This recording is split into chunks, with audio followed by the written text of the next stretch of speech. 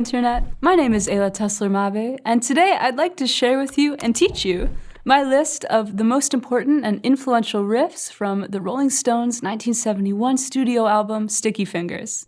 Whoa, hold your horses, Ayla, from the past. If you are a Guitareo member, remember that you can dive into these riffs using our interactive practice tool that allows you to slow every section down, loop the treble sections, all while seeing the full tab along with music.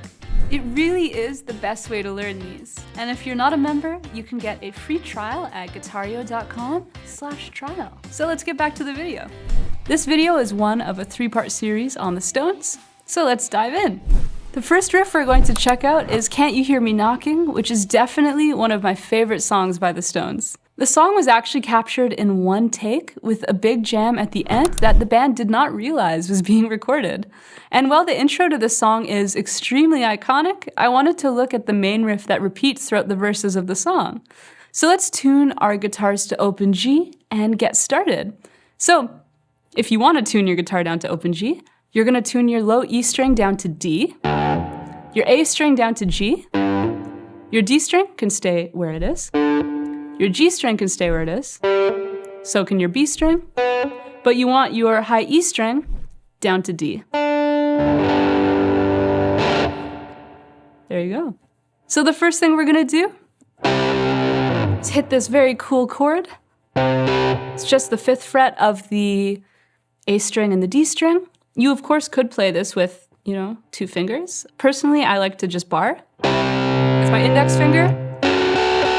So it makes it easier to reach up for the next part. So after you play this, you're going to take your 3rd finger, move it up to the 7th fret of the B and the E string, Z. And then you're gonna play the 5th fret with your index finger. And then the next part is a little bit, I don't wanna say sloppy, but sort of like free. Let's say. It's a little different each time, and especially the first time, you kind of end up catching, the 7th fret of the G string and B string and E string in there. And then you land on the 5th fret of the G and B strings. And what you essentially want to hear ring out the most is the G and the B strings when you get to, the second part, phrase. But what I was trying to say is basically, if you get the high E string in there as well, that's okay, because again, that's sort of like the free looseness of it, especially the first time this riff comes in. It's a little bit tighter the next time. But yeah, you put that all together and this is what you have.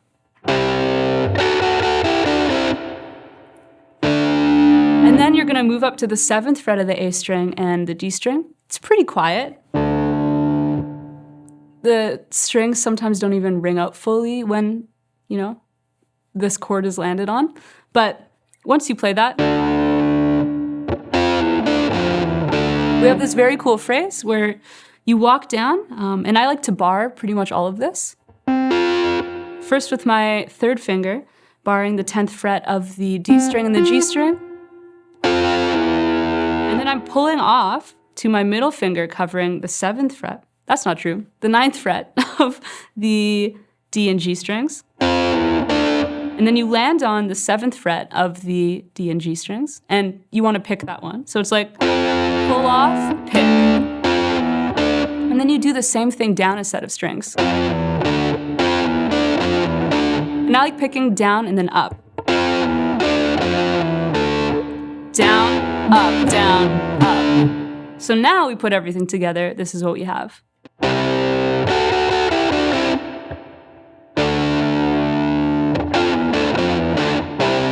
And then you land again on the 5th fret. Same thing as before. This awesome line. But like what I was saying before, the second time you play this, it's definitely a little bit tighter, and you kind of only hear the G and the B strings ring out when you get to that second part of the phrase. And then this is how it ends. So you play the open G, open A, and then D, G. And then you're gonna slide from the 3rd fret to the 5th fret on the D string, and then play the G string again. And of course, you're choking this note before you play the open G string. And then we end by playing the 3rd fret of the D string. You wanna give it a bluesy bend. It's not a full half step, it's somewhere in between, which is obviously a very common blues thing to do.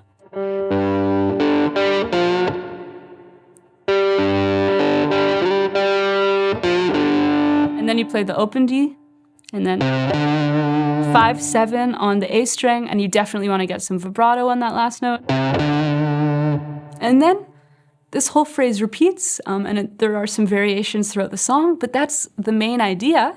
And we put it all together slowly, and then I'll play it quickly after. And this is what it sounds like.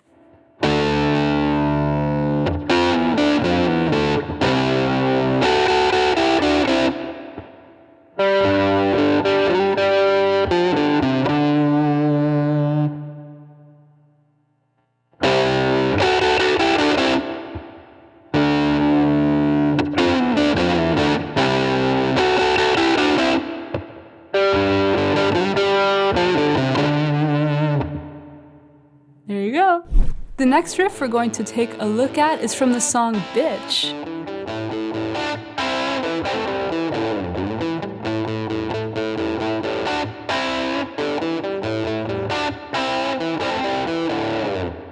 Allegedly, Keith Richards was late for recording that day in October 1970, but when he arrived, the riff you hear on the released record was conceived, transformed, and tightened from a loose jam of the song that Mick Jagger and Mick Taylor were having.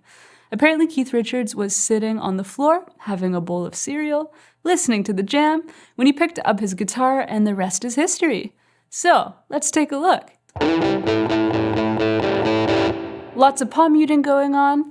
And what you want to do is slide up to that 7th fret of the A string, and then you're going to land on the 5th fret of the D string, with the open A as well. And then you're going to play that 7th fret twice on the D string. And you can hear I'm going back and forth between the 5th fret and the 7th fret a couple times.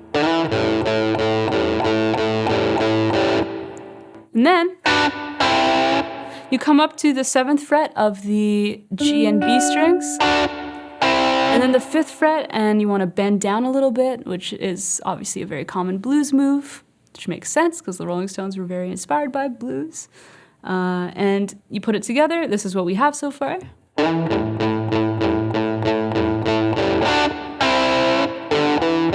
Walk up, 5-7 on the A string, 5th fret on the D string, and again, playing that 7th fret on the D string with the open A, down to the 5th fret. Again, playing that 7th fret of the G and B strings to the 5th fret.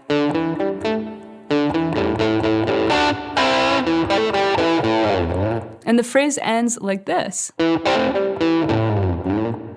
And what's happening here is you're playing the 7th fret of the A string, and then you're kind of barring across the 5th fret of the D and the G strings, hammering on to that 7th fret of the D string,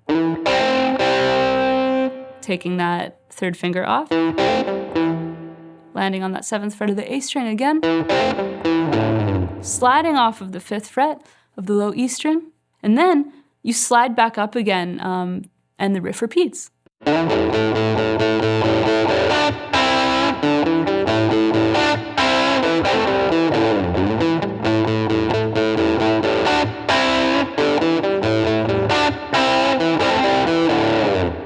So, there you go. Please let me know what your favorite riffs from the album are by leaving a comment below, and I would love to know. So until next time, so long and happy playing. Bye!